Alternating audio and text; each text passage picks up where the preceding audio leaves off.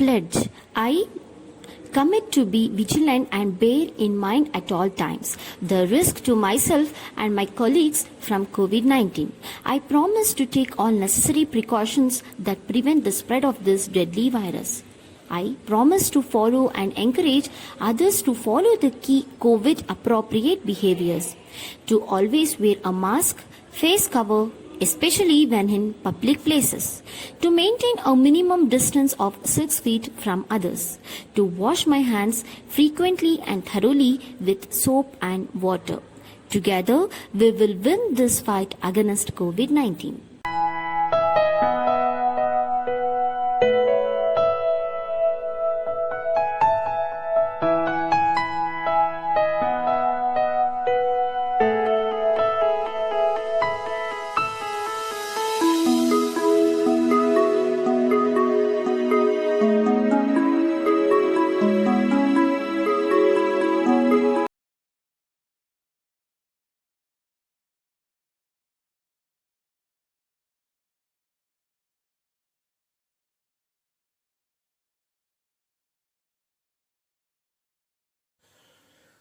Good afternoon.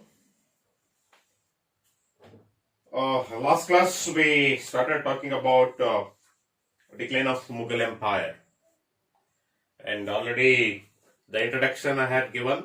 Then we started talking about the reasons for the decline of Mughal Empire. So in the previous classes we have discussed 5 reasons we have discussed. The first and foremost reason for the decline of Mughal Empire that we had talked was politics in the Mughal court. Then second reasons we talked was that is Jagadari crisis. Okay, the second the concepts which we had talked. Then next we talked was very important, that is Mansabdar system, that is weak military organization and administration we had talked. Then fourth one was that is War of Successions we had discussed. Then very important next, the second one was Aurangzeb's policy of religious intolerance. Okay, so these are the 5 various reasons that we had discussed in the previous class. So today's class we will talk with another 3 the reasons. One is economic bankruptcy and foreign inventions and weak successors. Okay, so all these 3 causes. Then we will end this particular chapter. So before I go to the conclusion of the decline of Mughal Empire, okay, before we start to the talk about the decline of Mughal Empire, the conclusion part, we will see 3 more reasons for the decline of the Mughal Empire. It is been said that the 6th reason for the decline of Mughal Empire was that is economic bankruptcy, which was practiced in the Mughal Empire. Okay, which was practiced in the Mughal Empire, especially during the time of later Mughals. Okay, during the time of later Mughals. After Aurangzeb. Okay, after Aurangzeb, the kings who were took the kingship. Okay, so during their time, the economic bankruptcy practice was started. So that moment, the disintegration, the fall of, slowly the empty of the royal treasury started to take place because of the economic bankruptcy practiced by the nobles of Mughal Empire. Okay, the one reason. The second reason is, or the very important reason we say is, that is after Akbar, whoever took the kingship, especially after Akbar, Jahangir has taken up the kingship, and after Jahangir, Shah Jahan took up the kingship. And at the time of Shah Jahan's rule, the many historical places or historical monuments were built by Shah Jahan. Okay, so he is called as a master builder. Okay, Shah Jahan is given as a title called master builder for making the Delhi into an historical places by constructions of various monuments. So in that, we blame the Shah Jahan also for a reason. The enormous sum of money was spent by Shah Jahan. Okay, so when we spend money, at the same time we should earn it. But here Shah Jahan, what he did, whatever the money or whatever the sum of money he was having it, he only spent it for the, making the monuments or making the Delhi a beautiful place, but he never had an earnings. Okay, so that is the reason economic bankruptcy becomes the one reason, and we blame Shah Jahan. Then third one we say is Taj Mahal. For the construction of Taj Mahal or for construction of Taj Mahal, almost the royal treasury has completely become empty by Shah Jahan. Okay, because 7 wonders of the world, in that one is Taj Mahal. You just imagine, what sum of money would have spent by Shah Jahan for the construction. So that construction of Taj Mahal itself made her empty of royal treasury of Mughals. Then after that, Aurangzeb is also one more personality who wanted the South India to be under the, control of him. So for that purpose, he had a Deccan campaign. So many, wars were planned. So in that was just a financial disaster for Aurangzeb. Okay, so like this, because of Aurangzeb, because of the construction of Taj Mahal, and because of the Shah Jahan, the disintegration of Mughal Empire led to economic bankruptcy. Okay, the financially or the treasury of an Mughal completely started to come down. So that is the one reason for the decline of Mughals. The next one we are having foreign inventions. Okay, the two personalities, Nadir Shah and Ahmad Shah Abdali. The two personalities at the time of Mughal Empire, at the time of later Mughals, they are having an invention in India, or they are invading India. For example, when we see Nadir Shah, if you see, he was a ruler of Persia, that is from Iran. Okay, Persian ruler he was, Persia. He invaded India in 1739. Okay, when he invaded India, he looted and plundered Delhi. Okay, he looted and plundered Delhi, and when he went back to Persia or Iran, valuable treasuries from Mughals, and especially the Kohinoor diamond. Everybody might have heard the Kohinoor diamond. It's called as a mountain of light. Kohinoor diamond is referred as a mountain of light. At the time of Shah Jahan, all these periods, so this presence of this Kohinoor diamond was there, and Kohinoor diamond has passed from one king to another king, and finally it was taken by Nadir Shah, and later on it was brought back by Ranjit Singh. After Ranjit Singh, the founder of Sikkim Empire is Ranjit Singh. Then after him, and it was taken by British people, and today it is in the British royal family in England. Today that Kohinoor diamond, that is one of the precious. Then Shah Jahan's peacock throne. Okay, Shah Jahan's peacock throne. Okay, so these were all looted and plundered by Nadir Shah. Here, looting of Nadir Shah, it had an impact, and it exposed Nadir Shah coming to India and invading valuable treasures of a Mughal empire like Kohinoor diamond, peacock throne. It exposed the weakness of an Mughal empire. Okay, that exposed the weakness of an Mughal empire. And at the same time, Ahmad Shah Abdali, he also ruler of Afghanistan, who invaded India 8 times. He invaded India between 1748 and 1767. And during that time, he plundered especially the North India. So North India he plundered, and he shattered the power and prestige. He is the person who shattered the powers, put down the power and the prestige of Mughals. So both these people's invention exposed. Okay, both these people's invention exposed a weakness of Mughal rulers.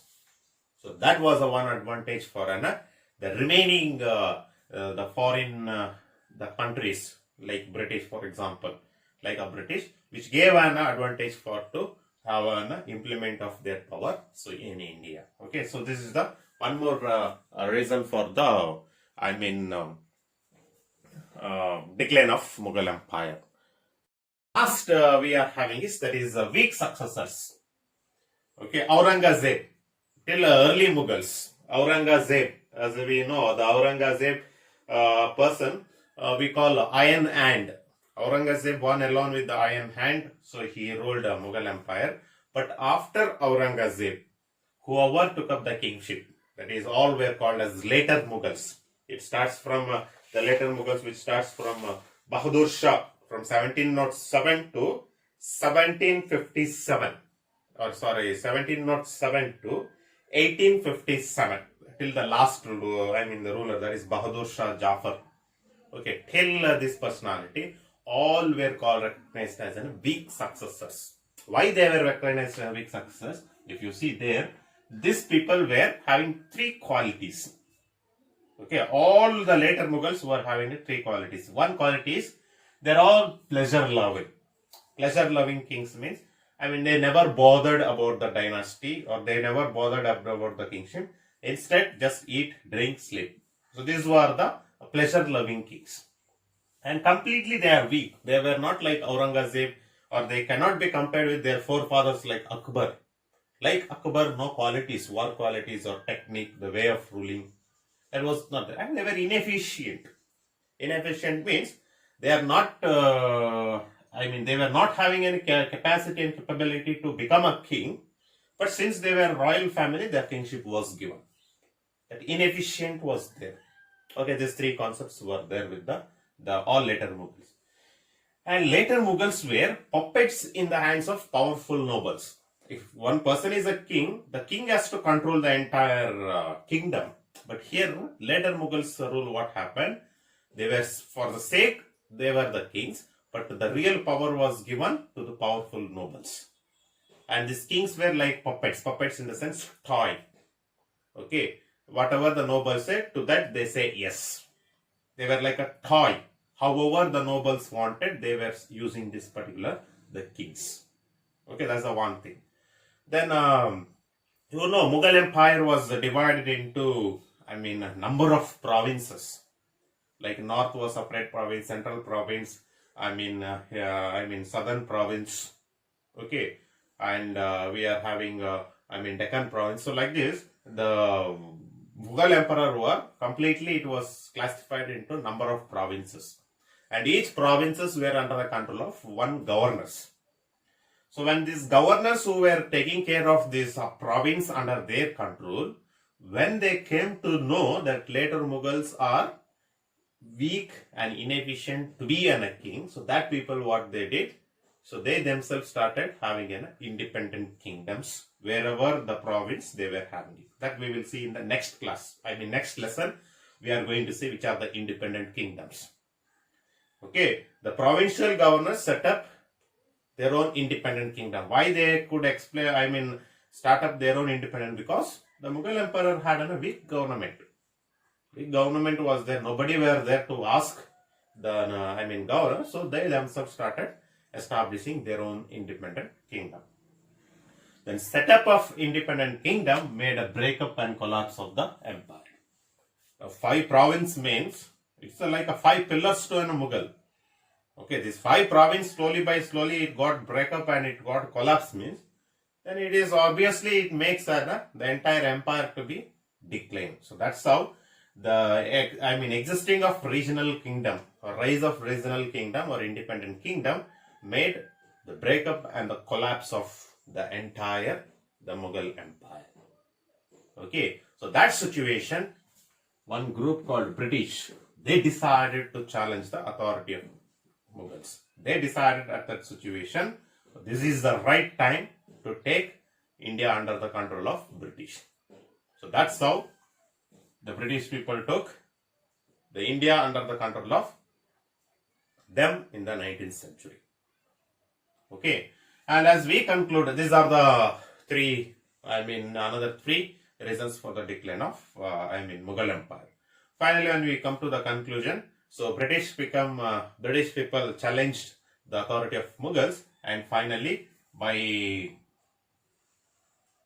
defeating Bahadur Shah Jafar, okay, in 1857, by defeating Bahadur Shah Jafar, and they had exiled to Rangoon, so that is a prison, so where he was kept, Bahadur Shah Jafar. And 1868, the death of Bahadur Shah Jafar took up. 1857, he was defeated and he was exiled to Rangoon, so there he was kept until his death in a prison, where the pension was given by British people. Then the Mughal Empire, which was lasted over for 3 centuries, finally it got declined in the 18th century because of instance rivalry among the weak rulers, and because between the nobles, one reason, and the second reason is because of the victory of British people. Okay, British people declared a war against Bahadur Shah Jafar, and they were defeated Bahadur Shah Jafar, and they established their political power in India. And almost 200 years of British rule started from 1857 onwards in India, and that led us to modern period in India. Okay, so this is the one of the conclusion parts, so which we are having it. So that's about the decline of the Mughal Empire, which we are having with the 8 reasons. So next class we will go with one more small topic about the provincial governors who set up the independent regional kingdoms. So which are the regional kingdoms? We are not going to see all the regional the independent kingdoms.